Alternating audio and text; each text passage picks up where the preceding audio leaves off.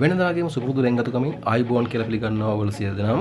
අද අපි කතා කරන්න යන්නේ එදිනදා ජීවිතයේදී අපට බොහොමත් ප්‍රයෝජනවත් වන විදුලි පද්ධති දෙකක් පිළිබඳවයි. මෙම පරිපථ අප නිතර භාවිතා නොකලත් ඉතා වැදගත් පරිපථ යුගලක් බව මෙම වීඩියෝ අවසානයේ ඔබට පසක් වනු නියතයි.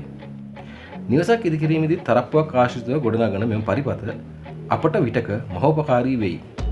වැඩි අටුවා ටික අරතුව අපි යමු වීඩියෝ එකට.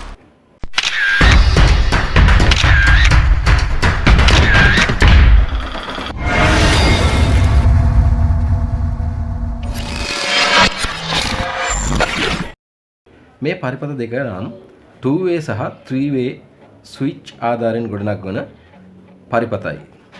මේන් සිදුවෙන්නේ එක බල්බයක් ස්ථාන දෙකකදී හෝ ඊට වඩා අවස්ථා ගණනකදී ස්විච් මගින් තනි බල්බයක් ක්‍රියාත්මක කිරීම හෝ අක්‍රිය කිරීමයි. මුලින්ම අපි බලමු 2-way ස්විච් දෙකක් ආධාරයෙන් එක් ස්ථානයක ඇති විදුලි බුබුලක් තවත් ස්ථාන දෙකකදී දැල්වීම සහ නිවීම කරන ආකාරය පිළිබඳ. මේ සඳහා අපි 2-way ස්විච් දෙකක් භාවිත කරන අතර විදුලි බුබුලක්ද අවශ්‍ය වෙයි. මෙම පරිපථය අප නිවසේදී දැක ගැනීමට හැකියාව ලැබෙන්නේ තරප්පු පෙළ ආශ්‍රිතවයි. මෙහි ඇති වැදගත්කම නම් තරප්පු පෙළ ඉහළින් තරප්පුවට ආලෝකය වැටෙනසේ ඇති බල්බයක් තරප්පුව පහළ සිට දල්වා තරප්පුව නැග එම බල්බය නිවා දැමීමට අවශ්‍ය වූ විට මෙම පරිපථය භාවිත කරයි. මෙම පරිපථය නොමැති වුවහොත් අප මුලින්ම තරප්පුව නැග ඔබ නැවත පහළට ඇවිත් බල්බය නිවා දැමිය යුතුයි. ඔබට තේරෙනවා ඇති මේ පරිපථයේ වැදගත්කම කොතෙක්ද කියා. මෙම පරිපථය නොතිබෙන්නට ඔබට කවදාකවත් තරප්පු පෙළ අඳුරේ නැග ගැනීමට හැකියාව ලැබෙන්නේ නැහැ. මන්ද තරප්පුව නැග්ගත් ආපහු ඔබට තරප්පුව බැහැලා ලයිට් එක ඔෆ් කරන වෙන හින්දා. මෙම පරිපථයේ පරිපථ සටහන මේ ආකාරයෙන් දැක්විය හැකිය. ස්විච් දෙකේම කොම් අග්‍ර දෙකට එකකට විදුලිය සපයා අනිත් අග්‍රය බල්බයට සම්බන්ධ කළ යුතුයි. පරිපථය නිම වූ පසු මෙලෙස ක්‍රියාකාරී වෙයි. මෙහි ක්‍රියාකාරීත්වය හොඳින් විමසා බලන්න. දැන් අපි බලමු තනි බල්බයක් ස්ථාන 3ක සිට ක්‍රියාත්මක කළ හැකි පරිපථයක් නිර්මාණය කර ගන්නා ආකාරය.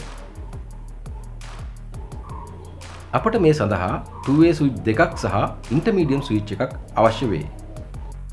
කලින් පරිපථයේදී අපි 2-way ස්විච් දෙකක් භාවිත කළ අතර එහි ක්‍රියාකාරීත්වය ඔබ ඉගෙන ගන්නා ලදී. මෙම පරිපථයේදී එම පරිපථයට අමතරව ඉන්ටර්මීඩියම් ස්විච් එකක් භාවිත වේ. මෙම පරිපථයේදී අපට ආධුනික ස්විච් එකක් වනුයේ ඉන්ටර්මීඩියම් ස්විච් එක පමණි. ඉන්ටර්මීඩියම් ස්විච් එකක් ඉදිරිපස සහ පසුපස පෙනුම මේ ආකාරයට දැකගත හැකිය. දැන් අපි මෙම පරිපථයේ දල සැකස්ම වෙත යොමු වෙමු. මෙම පරිපථයේ දල සැකස්ම අපට මේ ආකාරයෙන් දැකගත හැකි අතර මෙහිදී පහළ ඉන්ටර්මීඩියම් ස්විච් එක වයර් කර ඇති ආකාර දෙකෙන් ඔබට කැමති ආකාරයකට මෙම ස්විච් එක වයර් කරගත හැකිය. මෙහිදී ස්විච් සවිවිය යුතු ආකාරය පළමුව 2-way ස්විච් එකද, දෙවනුව ඉන්ටර්මීඩියම් ස්විච් එකද, අවසානයේ නැවතත් 2-way ස්විච් එකද ලෙස පිළිවෙලකට සැකසිය යුතුය. ඔබ සාධාරණීම කළ පරිපථය නිවැරදිව සාධාරණීම කළ පසු මෙලෙස ඔබට අවශ්‍ය තැනක සිට ක්‍රියාත්මක කිරීම හෝ අක්‍රිය කිරීම කළ හැකිය.